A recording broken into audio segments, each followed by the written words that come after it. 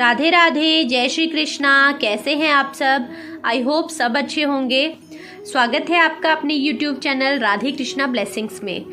तो आज हम जानेंगे कि क्या हम बाबा श्याम की फ़ोटो मूर्ति को घर में विराजमान कर सकते हैं। भक्तों, बाबा श्याम कलयुग के देव हैं। उन्हें तो ये वरदान मिला है कि वो कलयुग में घर घर में पूजे जाएंगे, वो हारे का सहारा बनेंगे। तो क्यों अभी तक हम लोगों ने अपने श्याम बाबा को घर और दुकान में नहीं बिठाया?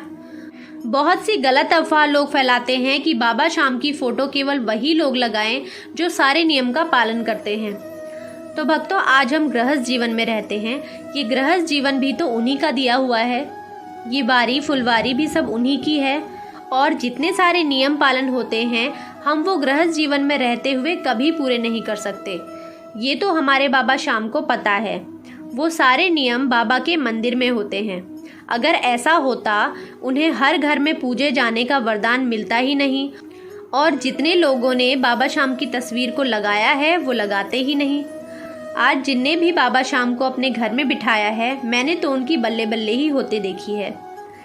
भक्तों, बाबा की तस्वीर को आप अपने घर में बिठाने से पहले बाबा श्याम को इतना कहें कि बाबा, मेरे से जितना हो सकेगा मैं उतना करूँगा या उतना करूँगी।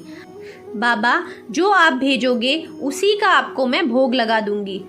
इतना भरोसा है कि भूखा उठूँगी ज़रूर, पर भूखा सोऊंगी नहीं। आप मेरे घर के मालिक हो, हमारे परिवार की डोर आपके हाथ में है। बाबा को अपने घर का सदस्य माने और जैसे आप लड्डू गोपाल से प्यार और स्नेह करते हैं, वैसे ही उनसे भी करें। जैसे और देवी देवताओं की पूजा करते हैं, वैसे ही उनकी भी करें। वो तो भाव के भूखे हैं। भाव से उन्हें प्यारे प्यारे भजन सुना दें तो वो उसी में राजी हैं। ये मेरा विश्वास है कि मेरे बाबा के रहते आपकी कभी हार नहीं होगी। जो हारे का सहारा कहलाता है, वो आपको कैसे हारने दे सकता है। आप भी बाबा श्याम को अपने घर में, अपनी दुकान में बैठाएं। और आप जो ये वीडियो सुन रहे हैं, ये और आगे भी शेयर करें और लोगों को भी सुनाएं। तो आइए जानते हैं खाटू श्याम की कहानी। खाटू श्याम बाबा घटोत्कच और नागकन्या मौरवी के पुत्र हैं।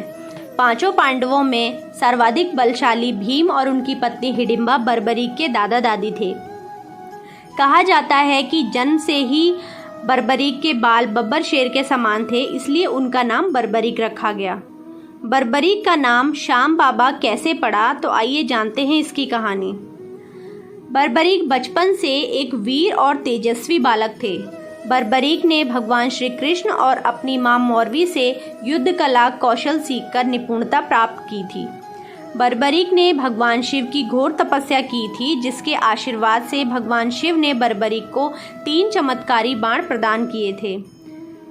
इसी कारण बर्बरीक का नाम 3 बाणधारी के रूप में भी प्रसिद्ध है। भगवान अग्निदेव ने बर्बरीक को एक दिव्य धनुष दिया था, जिससे वो तीनों लोकों पर विजय प्राप्त करने में समर्थ थे। जब कौरव पांडवों का युद्ध होने की सूचना बर्बरीक को मिली, तो उन्होंने भी युद्ध में भाग लेने का निर्णय किया। बर्बरीक ने अपनी मां का आशीर्वाद लिया और युद्ध में हारते हुए पक्ष का साथ देने का वचन देकर निकल पड़े। इसी वचन के कारण हारे का सहारा बाबा श्याम हमारा, यह बात प्रसिद्ध हुई। जब बर्बरीक जा रहे थे तो मार्ग में एक ब्राह्मण मिला। यह ब्राह्मण कोई और नहीं, भगवान श्री कृष्ण थे, जो कि बर्बरीक की परीक्षा लेना चाहते थे।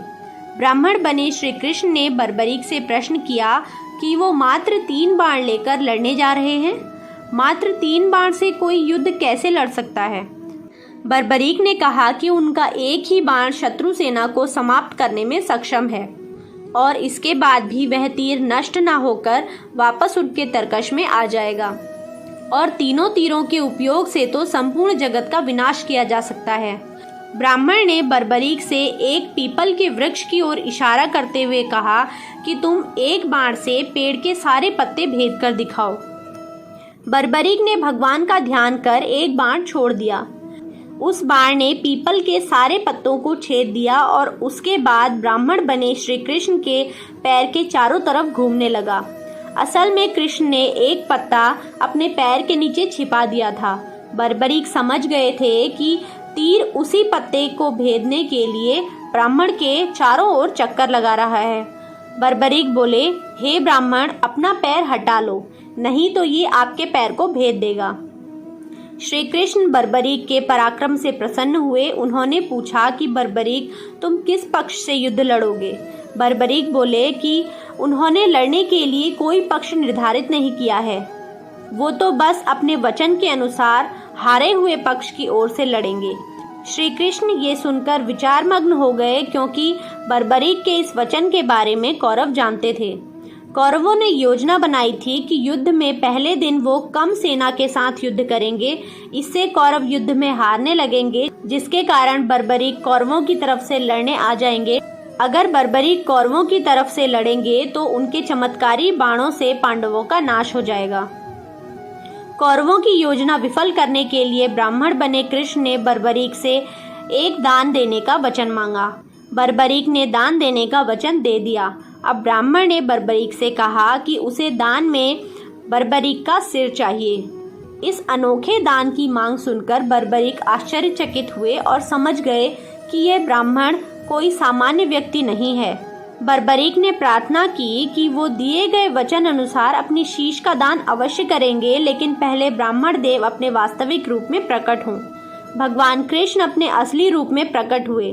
बर्बरीक बोले कि हे देव, मैं अपना शीश देने के लिए वचनबद्ध हूँ, लेकिन मेरी युद्ध अपनी आंखों से देखने की इच्छा है।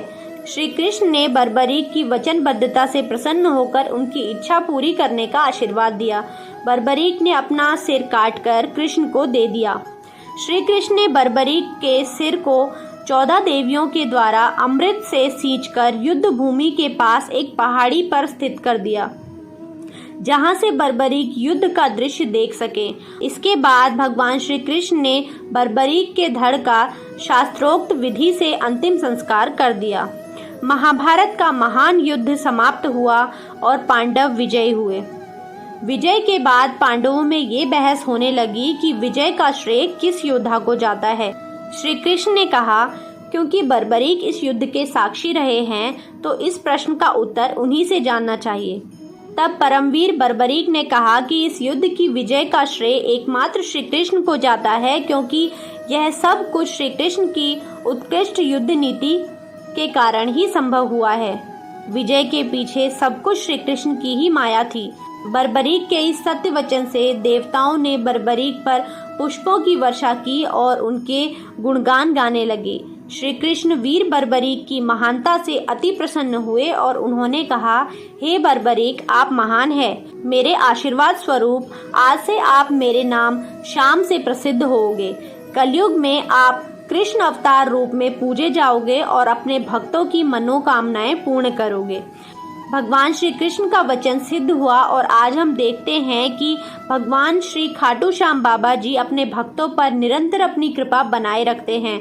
बाबा श्याम अपने वचन अनुसार हारे का सहारा बनते हैं। इसलिए जो सारी दुनिया से हारा सताया गया होता है, वो अगर सच्चे मन से बाबा श्याम के नामों का जाप स्मरण करे तो उसका कल्याण अवश्य ही होता है। ये वीडियो ज़्यादा से ज़्यादा शेयर करें। वीडियो कैसा लगा मुझे कमेंट करके ज़रूर बताएं। चैनल को सब्सक्राइब करें और वीडियो को लाइक करें। मिलते हैं नेक्स्ट वीडियो में। धन्यवाद। हरे कृष्णा, राधे राधे, जय श्री श्याम।